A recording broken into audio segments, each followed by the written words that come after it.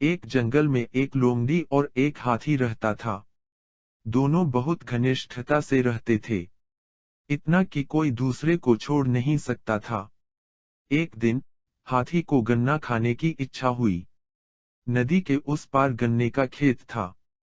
हाथी ने लोमड़ी से कहा, आज मैं गन्ना खाना चाहता हूँ। इस पर लोमड़ी ने कहा, हाँ, मैं भी गन्ना खाना चाहती हूँ। बहुत दिन हो गए और मैंने गन्ने नहीं खाए, लेकिन हम नदी कैसे पार करेंगे? लोमड़ी ने कहा, मुझे तैरना नहीं आता। हाथी ने कहा, मैं तुम्हें अपनी पीठ पर बैठा लूंगा। हाथी ने लोमड़ी को अपनी पीठ पर बिठाया और नदी पार कर गया।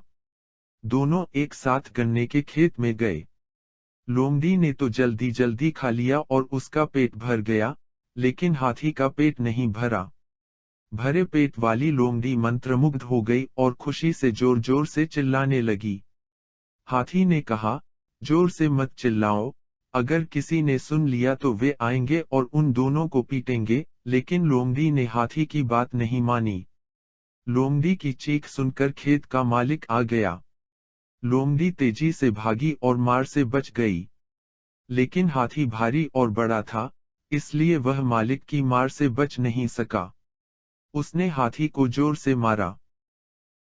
हाथी किसी तरह उससे छूटकर खेत के पार आ गया। आखिरकार लोमड़ी और हाथी नदी के किनारे मिले। हाथी ने लोमड़ी से पूछा, तुमने ऐसा क्यों किया? तब लोमड़ी ने उत्तर दिया, मुझे पेट भर जाने पर चिल्लाने की आदत है। हाथी कुछ नहीं बोला। फिर उस किनारे से इस किनारे तक नदी पार करनी पड़ती थी। पहले की तरह हाथी लोमड़ी को अपनी पीठ पर बिठाकर नदी के बीच में आ गया। जब हाथी नदी के बीच में पहुंचा, तो वह पानी में गिर गया और स्नान करने लगा। तब लोमड़ी एकदम डर गई। इससे क्रोधित होकर वह चिल्लाई, क्या कर रहे हो? अगर तुमने ऐसा किया तो मैं सचमुच नदी में डूबकर मर जाऊंगी। जिस पर हाथी ने कहा, मुझे गन्ना खाने के बाद नदी में नहाने की आदत है।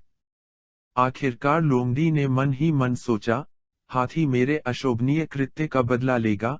तब लोमड़ी को अपनी गलती का एहसास हुआ और उसने हाथी से माफी मांगी। अंततः हाथी लोमड़ी को सुरक्षित किनारे पर ले आया। उस दिन के बाद से लोमड़ी ने किसी भी प्राणी को नुकसान नहीं पहुंचाया और लोमड़ी पहले की तरह हाथी के साथ अच्छी दोस्त बनकर रहने लगी। इस कहानी से हमें यह सीख मिलती है कि यदि कोई अच्छा नहीं करता तो वह बुरा नहीं है, लेकिन किसी को बुरे की इच्छा नहीं करनी चाहिए। यदि हम अपनी खुशी के लिए दूसरे की बुराई करते हैं, तो एक दिन हमें इसका दोहरा परिणाम भुगतना पड़ता है।